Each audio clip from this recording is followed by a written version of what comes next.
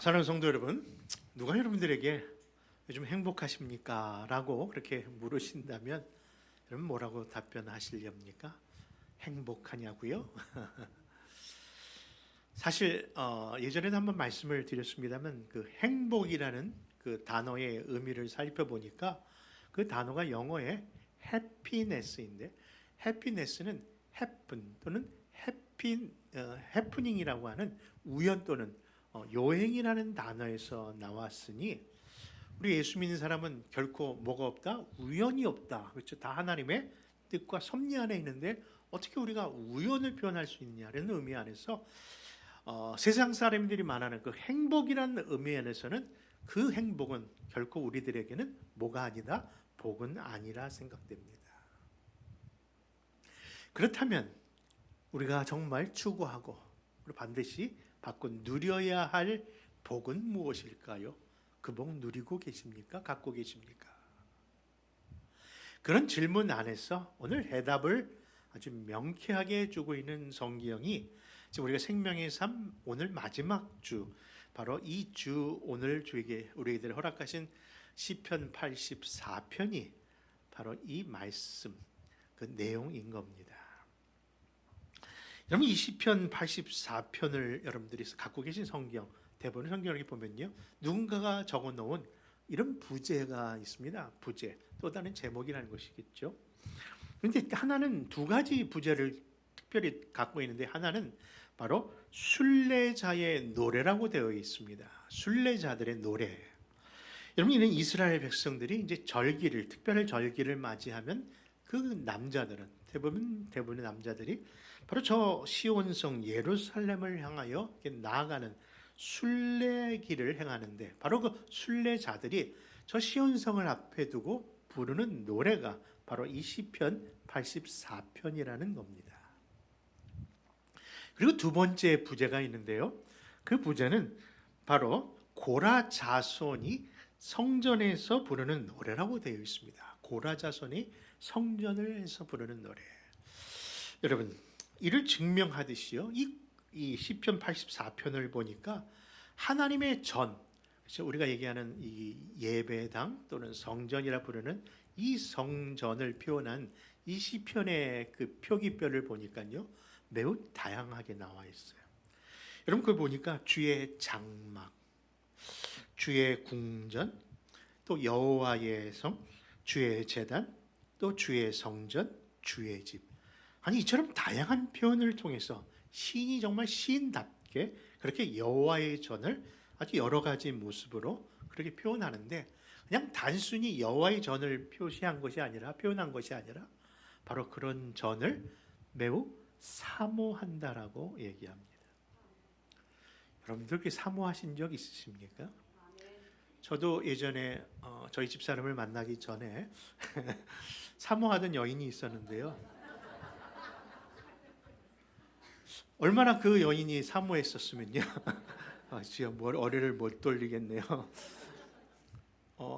그 여인이 살고 있는 그 바퀴벌레 집에 살고 있는 바퀴벌레는 얼마나 좋을까? 그 생각을 하면서 성경이 보니까 여호와의 전에 거하는 제비도 부럽다고 표현하는 것이 그런 뜻인가 할 정도로 사모하면요 모든 게 다 좋아 보이는 보였었다가 이제는 아닌, 그렇죠? 그런 경험이 있는데 여러분 정말 우리 사모한다는 그 의미가 여러분 무슨 뜻인지 아실 줄 압니다. 바로 시인이 여호와 하나님이 너무나도 그리웠어, 그 하나님의 은혜를 사모해서 바로 그런 표현을 할 정도로 이 시편 84편은요 여호와 하나님, 여호와의 전을 사모하는 모습을 그렇게 이야기합니다. 그 사모함이 정말 어떤지 오늘 본문 1절과 2절이 그 모습을 이렇게 시작하네요. 우리 한번 그런 배경적인 의미를 가지고 1절과 2절을 같이 읽겠습니다. 시작. 만군의 여호와여, 주의 장막이 어찌 그리 사랑스러운지요. 내 영혼이 여호와의 궁전을 사모하여 쇠약하며 내 마음과 육체가 살아계시는 하나님께 부르짖나이다. 그렇습니다.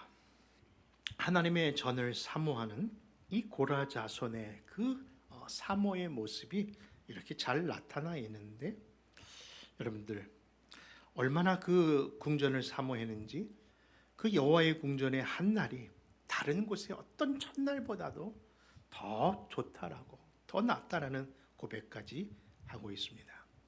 야, 이렇게 주님을 찬양하고 주의 전을 사모하는 고라 자손이라면은 우리가 정말 본받아야 되고 또 우리가 존경해야 될 그런 사람들이 아닐까.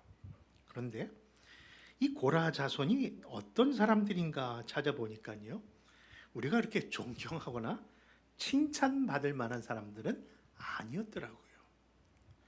여러분, 출애굽기의 역사를 여러분들 읽어보시다면요, 특별히 하나님과 그리고 하나님이 세우신 모세와 아론에게 그렇게 불평하고 불만을 내세운 사람들은 대부분이었지만 그것을 구체적으로 사람들의 어떤 영향력을 끼치면서 하나님이 세운 모세와 아론에게 그들이 갖고 있는 지도력에 반기를 들면서 구테타, 오늘 표현하면 구테타, 곧 반역을 행한 자가 있었는데 그 자손이 바로 이 고라라는 자손이었다는 거예요.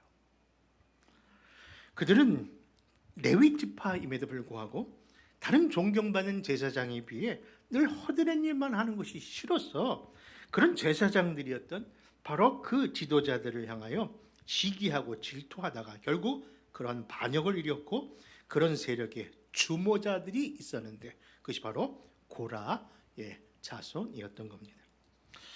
그 결과는 당연히 하나님을 대적한 일이기 때문에 하나님의 큰 심판을 받아 땅이 갈라져 그들이 다 삼킴받은 그런 자가 바로 이 고라였던 겁니다. 이처럼 하나님의 심판이 고라와 그 추종자들에게 임했지만요, 그 가운데 그 고라의 자손 가운데서도 그 일에 추종하지 않았던, 그렇죠?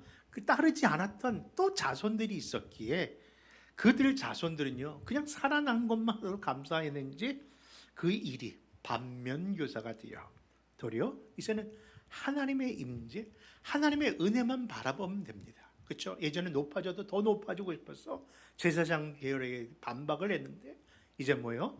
우리 시편에도 그런 고백이 있습니다만 그냥 성전 문지기라도 좋으니 그냥 전에 있기만 해달라는 그런 소박한 기도 이제 뭐로 바뀔 정도로 그런 표현을 했던 백성이 바로 이 고라 자손인 겁니다.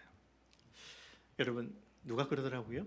고난이 오면은 다 누가 뭐가 된다? 신이 되더라.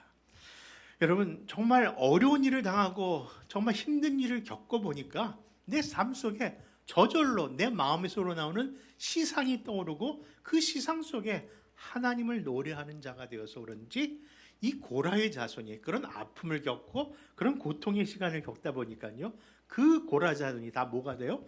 신이 돼버렸어요. 여러분 우리가 본문을 갖고 있는 시편 84편도 주옥 같은 시가 있지만요 이 고라의 자손의 시가 시편 150편 가운데 무려 12편이 나오는데 그 12편이 다 대부분의 사람들이 애송하는 시를 썼어요. 그 대표적인 성경을 한번 들어볼까요? 그럼 몇 편을 한번 찾아보겠습니다. 시편 42편 여러분 한번 들어보십시오. 같이 읽습니다. 시작. 하나님이여 사슴이 시냇물을 찾기에 갈급함 같이 내 영혼이 주를 찾기에 갈급하나이다. 내 영혼아 내가 어찌하여 낙심하며 어찌하여 내 속에서 불안해하는가. 너는 하나님께 소망을 두라. 그가 나타나 도우심으로 말미암아 내가 여전히 찬송하리로다. 여러분 사슴 시냇물을 찾기에 그 누구나 다 아는데 그게 바로 누가 지었다고요? 고난을 속에서 시인이 돼버린 고라의 자손이 이 시를 쓴 거예요. 이뿐만이 아닙니다. 시편 48편도 한번 볼까요? 48편입니다. 시작. 하나님은 우리의 피난처시요 힘이시니 환난 중에 만난 큰 도움이시라. 그러므로 땅이 변하든지 산이 흔들려 바다 가운데 빠지든지 바닷물이 솟아났고 뒤놀든지 그것이 넘침으로 산이 흔들릴지라도 우리는 두려워하지 아니하리로다. 여러분 그리고 우리가 아까 읽었던 시편 84편에 주의 궁전에서의 같이 한번 또 읽어볼까요? 84편 시작. 주의 궁전에서의 한날이 다른 곳에서의 첫날보다 나은즉 악인의 장막에 사는 것보다 내 하나님의 성전 문지기로 있는 것이 좋사오니 여호와의 하나님은 해요 방패시니라. 여러분, 이와 같이 시편의 주옥 같은 시가 반역의 무리에서 다시 은혜를 깨달은 그런 반면교사의 삶을 살고 있는, 그렇죠, 그 고라 자손의 후예가 바로 그 시의 저자였던 겁니다. 그런데 이 고라 자손의 시가 단순히 개인의 신앙과 개인의 감성만을 노래한 것이 아니라 이 고라 자손의 시 가운데 메시아이신 예수 그리스도의 십자가의 구속을 담고 또 시를 쓴 그런 사람도 있었답니다. 그래서 시편 150편 가운데 다 하나님을 찬양하고 정말 햇빛보다 더 밝은 주님을 찬양하고 있지만 시편 가운데 한 편이요, 아무개시 또는 우레시, 그러니까 마치 누군가 소등시켜버려서 깜깜하게 되는 것처럼 시편 가운데 어두움이 어느 한 구절에 환희도 기쁨도 빛도 없이 그저 컴컴하게 모습으로 드러나는 한 시편이 나오는데, 그 시편도 역시 바로 이 고라 자손이 쓴 시라고 합니다. 근데 그 시편에 들려지는 구절을 제가 한번 읽어보겠는데요, 이 구절을 읽으면 누가 자꾸 떠올라요? 혹시 떠오르신 분이 같이 동감되면 여러분들 스스로 한번 표현해 보시기 바랍니다. 여호와여, 어찌하여 나의 영혼을 버리시며 어찌하여 주의 얼굴을 내게서 숨기시나이까. 여러분, 어디서 듣던 성경 구절 가운데 표현되는 누구의 기도 속에 이 시가 인용되는 것 같이 느껴지십니까? 다윗. 신약으로서는 엘리 엘리 라마 사박다니, 나의 하나님 나의 하나님 어찌하여 나를 버리시나이까. 여러분, 복음서에 보면은 바로 예수님이 그 기도 말과 함께 예수님이 죽음의 순간에 대낮이 갑자기 어두워짐을 경험했던 그 순간을 무려 1000년 전에 이 시편의 기자가 그 상황을 바라보면서 하나님께 표현했던, 하나님이 어찌하여 나의 영혼을 버리십니까? 라고 내 얼굴을 내게 숨기시니까. 왜냐하면 완전한 하나님의 버림받았던 그 예수님을 바라보면서 썼던 그 구속의 시가 바로 고라 자손의 시라는 겁니다.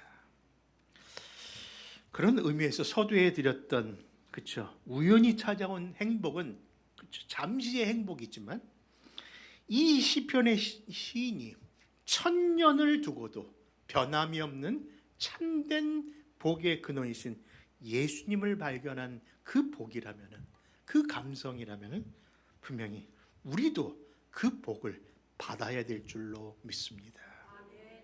그래서 오늘 이 시편 84편의 이 고라 자손이 시가 과연 우리에게 무슨 교훈을 주고 있고 우리가 바라볼 복이 무엇인지 오늘 몇 가지로 한번 살펴보도록 하겠습니다. 첫째, 여러분, 우리가 받아야 되고 우리가 누려야 할 복은 하나님 전에 나와 예배하는 것 자체가 복인 줄 믿습니다. 그 말씀이요, 오늘 본문 시편 84편 2절에서 4절에 이렇게 말씀합니다. 같이 한번 읽겠습니다. 시작. 내 영혼이 여호와의 궁전을 사모하여 쇠약하며 내 마음과 육체가 살아계시는 하나님께 부르짖나이다. 나의 왕 나의 하나님 만군의 여호와여, 주의 제단에서 참새도 제 집을 얻고 제비도 새끼들 보금자리를 얻었나이다. 주의 집에 사는 자들은 복이 있나니 그들이 항상 주를 찬송하리이다. 그렇습니다. 주의 집에 있는 자가 복이 있는 겁니다. 여러분, 세상은 우리를 점점 바쁜 곳으로 몰아붙이고 있는데 마치 바쁜 것이 능력인 것처럼 우리에게 쉴 새 없이 하고 있지만 그로 인해서 우리의 영혼은 늘 메말라가고 있는 것은 아닌지요? 하루하루를 살아가면서 세상적인 어떤 성취는 하고 있는지는 모르겠으나 우리 영혼이 이렇게 버거운 인생을 사는 것은 결코 바람직한 것이 아닌데, 그렇다면 도대체 우리가 이 세상에 살아가 힘들게 살아가면서 그 세상의 힘에서 이겨나 다시금 힘과 용기를 받을 수 있는 그 근거는 어디서 얻을 수 있는 겁니까? 여러분, 맛있는 음식 먹으면 행복하다고요? 근데 아까도 말씀드렸지, 그것이 해피네스, 잠시일 뿐 영원한 것은 아니지 않습니까? 여러분, 사람이 주는 그 칭찬 한마디, 결코 아닐 줄 압니다. 도대체 영원한 기쁨이 무엇일까요? 도대체 그 힘의 근원은 어디서 찾아야 할까요? 저는 그것을 이 시편이 고백한 것처럼 고백하려 합니다. 바로 여호와의 집에 거하는 것이 저에게 힘이요 용기요 복인 줄 믿습니다. 여러분 시편 84편의 시는 그 답이 바로 예배 안에서 이루어진다고 말씀하는 겁니다. 그냥 단순히 오늘은 교회 가야지, 교회 가면 또 힘 주시겠지, 그런 단순한 표현이 아니라 정말 시인처럼 갈급하면서 내 힘의 근거는 하나님께 나와 예배하고 하나님의 말씀을 듣는 이 시간입니다라는 고백이 있을 때 그 하나님의 약속과 능력과 임재가 경험되는 겁니다. 여러분, 그런데 우리의 예배 태도가 지금 어떨까요? 정말 예배를 드리고 있습니까? 아니면 예배를 보고 있습니까? 하나님께 마음을 다하고 힘을 다하고 뜻을 다하고 심지어는 목숨까지 다하여 예배에 정말 집중하고 계십니까? 아니면은 오늘은 몇 시에 끝나려고 이 시간까지. 여러분, 성도들이 교회 와서 예배를 드릴 때마다 가장 환한 모습, 주일날 교회 왔을 때 가장 기뻐하는 모습은요, 찬송 부를 때 아니더라고요. 여러분, 설교 시간에 아니더라고요. 언제? 친교실에서 너무 맛있다. 그것도 좋습니다. 교회 안에 하나님 신앙생활은 코이노니아도 중요한데, 근데 여러분, 예배가 얼마나 소중하다는 것을 조금 더 신경을 쓰셔야 되지 않을까요?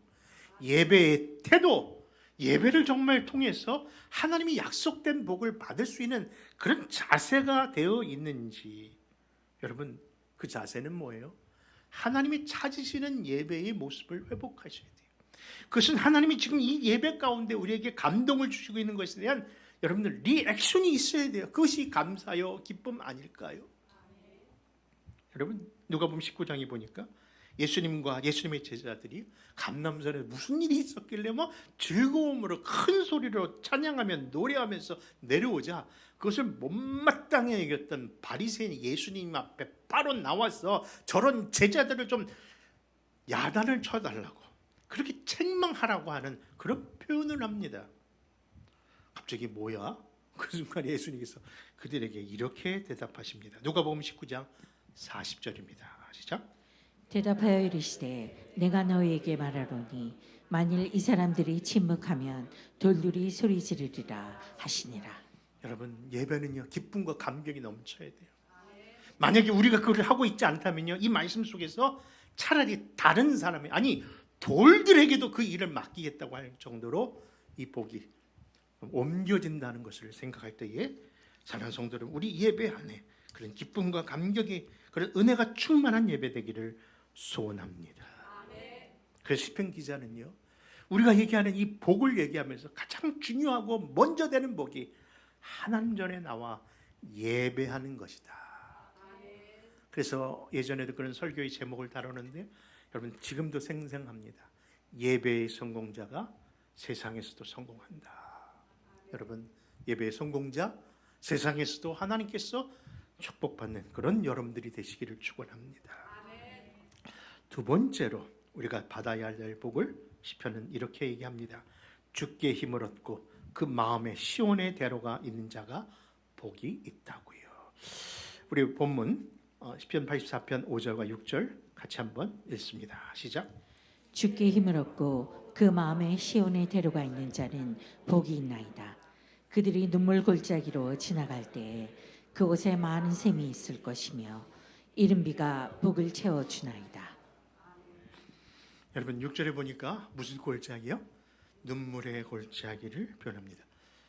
원어에 보니까요, 그 표현을 Valley of 바카라는 게 눈물이거든요. 눈물의 골짜기가 있다는 거예요. 여러분, 시온성을 향해 올라가 보면요, 깔딱고개가 진짜 있답니다. 그래서 거기까지 가면 더 이상 못 올라가겠어요. 너무 힘들어요. 인생이 갖고 있는 목이 마르고 힘이 겨워 지쳐서 그 순간에 더 이상 나갈 수 없을 만큼 힘든 그런 시온이 올라가는 그 자리에 이처럼 눈물의 골짜기를 겪게 된다는 것이죠. 이는 분명히 순례자들이 겪는 순례길에서만이 아니라 인생의 순례자들도 겪게 되는 순간이 아닐까 생각합니다. 그렇죠? 인생을 살다 보니까요, 우리 인생이 정말 가장 힘들고 어려운 시기가 있는데 바로 그 순간이 무슨 골짜기라고요? 눈물의 골짜기라 그렇게 표현할 수 있을 것 같습니다. 그렇습니다. 이 세상이 광야와 같은 곳이기 때문에 이 광야의 길에서는요, 어느 인생도 예외 없이 이러한 눈물을 흘릴 수밖에 없는 힘든 골짜기를 거닐 겁니다. 근데 그때가 얼마나 힘들고 어려우십니까?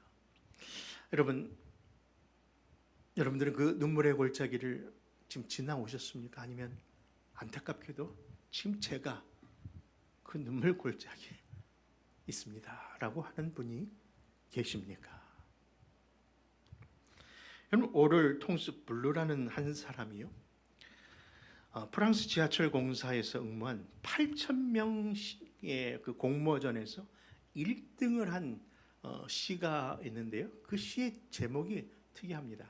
사막이라는 시입니다. 근데 그 1등을 차지한 올룽토스 블루라고 하는 사람이 쓴 사막이라는 시의 대목에 이런 글이 나옵니다.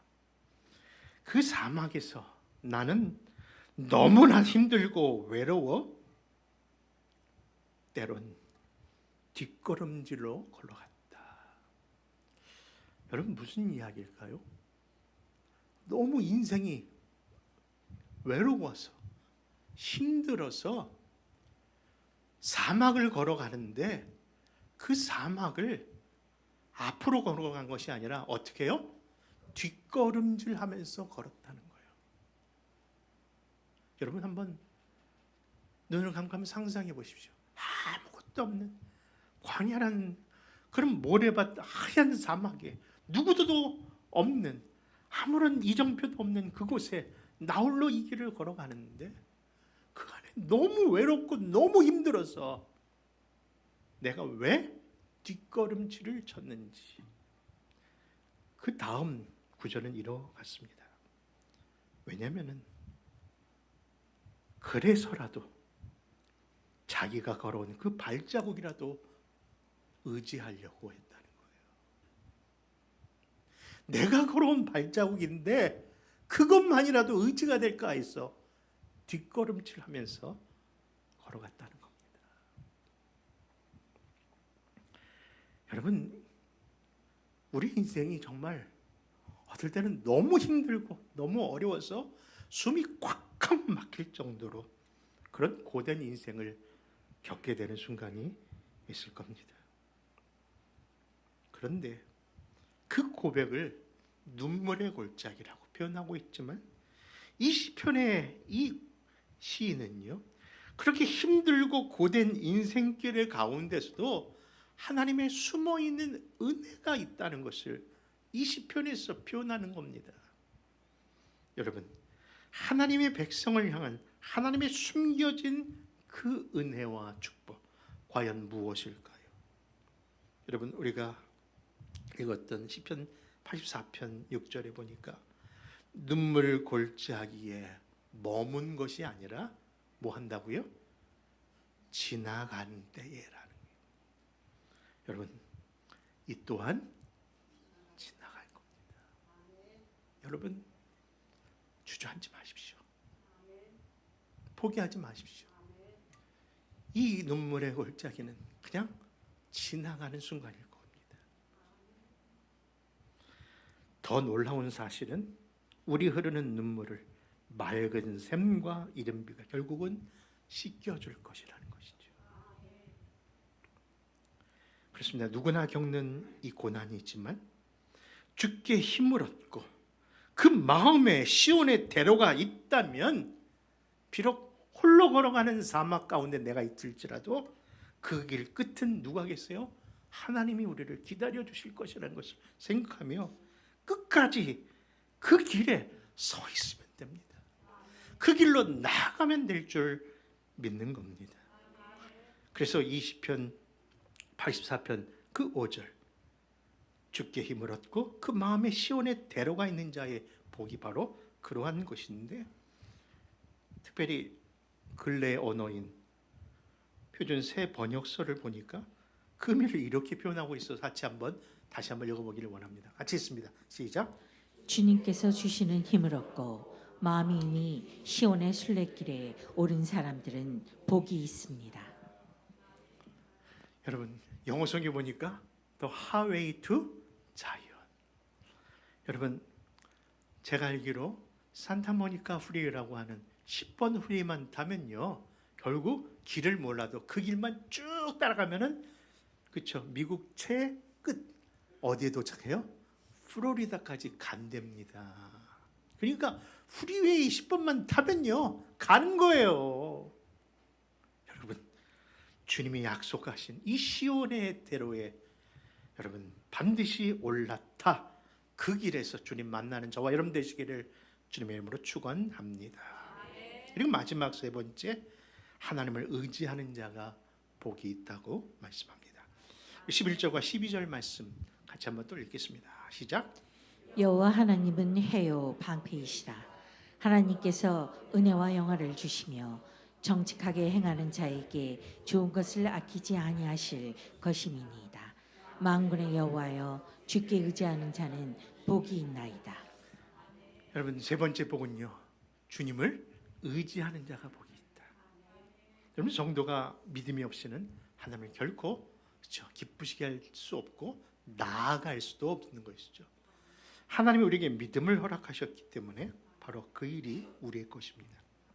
근데 그 믿음에는요 반드시 몇 가지 텍스트가 있답니다. 하나님이 어떤 분이신가, 하나님 우리에게 무엇을 행하셨는가, 하나님 어떤 능력을 갖고 계신가, 그 하나님에 대한 우리의 태도가 believe, faith 또는 trust, 하나님을 믿고 하나님을 신뢰하는 겁니다. 그렇죠? 어느 누구도 하나님이 그런 존재인 것을 모르지만 우리가 허락하신 그 믿음을 통해서 하나님을 그런 하나님, 그런 능력의 하나님, 그런 존재의 하나님을 우리가 믿고 그렇게 신뢰하는 겁니다. 그것이 바로 성경이 얘기하고 있고 우리에게 가르쳐 주신 믿음입니다. 그런데 그 믿음에까지만은 잘 들어오셨는데 그 다음 단계에 있는 믿음이 있다는 것, 또 다른 텍스트가 있다는 것도 기억하셨으면 합니다. 무엇일까요? 그것은 바로 하나님은 어떤 분이시다? 존재. 하나님이 나를 위해서 무엇을 하셨는가? 하나님이 행하신 일. 그런데 그 일의 능력을 우리가 믿고 순종하고 신뢰하는 건 좋은데 그런 하나님이 나의 하나님 되기 위하여 우리가 반드시 해야 할 믿음의 태도가 바로 depend on, 하나님을 자꾸 의지하고 의뢰하는 것이 또 다른 믿음의 텍스트라는 거예요. 그것을 시편 121편의 시편의 기자는요 세상 사람을 향하여 사람들이 질문해 옵니다. 넌 도대체 누구의 힘으로 사느냐, 누구의 도움으로 사느냐, 너는 어떻게 이렇게 누가 너를 보장해 줬어? 이런 일을 하고 있느냐, 그렇게 물을 때 그런 시편 121편을 통해서 이렇게 고백합니다. 같이 한번 찾아 읽습니다. 내가 산을 향하여 눈을 들리라. 나의 도움이 어디서 올고 나의 도움은 천지를 지으신 여호와께로소이다. 사랑하는 성도 여러분, 서두에 드린 요행이나 행운적인 행복이 우리의 꿈이 아니라 우리의 바람의 목적이 아니라 우리는 영원한 복을 사모하는 사람들입니다. 그렇다면 우리가 하나님 앞에 그 복을 받을 만한 그런 바른 자세는 무엇일까요?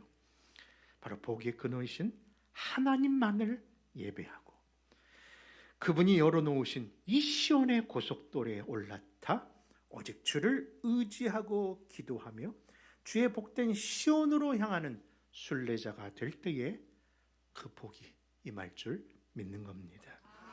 그러므로 사랑하는 성도 여러분, 지금 눈물의 골짜기에서 울지만 마시고요, 세상 한탄, 신세 한탄만 하지 마시고요, 우리 주님을 바라봅시다.